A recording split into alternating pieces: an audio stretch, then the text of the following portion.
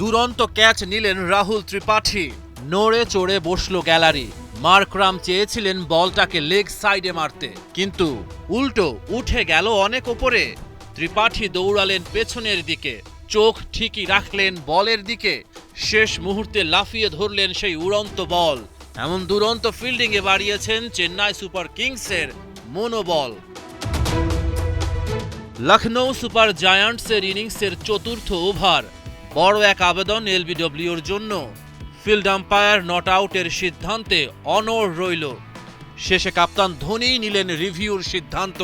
কম্বোজ বল করেছিলেন ফুলার লেংথে, বল ঢুকছিল ভেতরের দিকে, পুরান মিস করলেন পুরোপুরি। ডিআরএস জানিয়ে দিল ক্যারিবিয়ান তারকার ইনিংসের ইতি। 23 রানে 2 উইকেট হারালো লখনৌ। চেন্নাইয়ের শুরুটা মনের মতো হলো। তৃতীয় উইকেটে মিচেল মার্শ ও ঋষভ পান্থ গড়েন 50 রানের জুটি।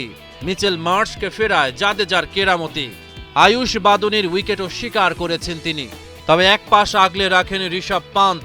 19তম ওভারে খলিল আহমেদকে 2টা ছক্কা হাঁকান। পান্থ 42 বলে 50-র দেখা পান। 49 বলে 63 রান পান্থের ব্যাটে। টস হেরে ব্যাটিংয়ে নামা লখনৌ 166 রান সংগ্রহ করে। জবাবে চেন্নাইয়ের 2 ওপেনার বিধ্বংসী।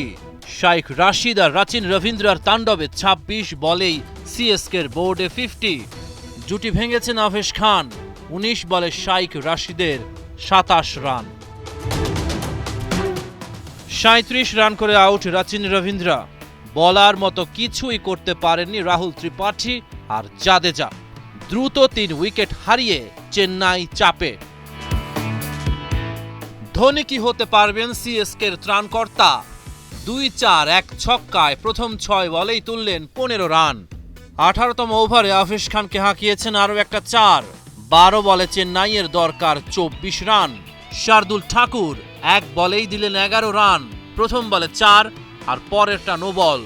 দুবে হাঁকান ছক্কা। দুবের দৃঢ়তা আর ধোনির পাওয়ার হিটিংয়ে শেষ পর্যন্ত চেন্নাইয়ের 5 উইকেটের জয়। 37 বলে অপরাজিত 43 রান করেন দুবে। তবে চেন্নাইয়ের জয়ে বড় অবদানটা রেখেছেন কাপ্তান। ধোনির ব্যাটে 11 বলে অপরাজিত 26 রান। রহমান পেয়ার 71।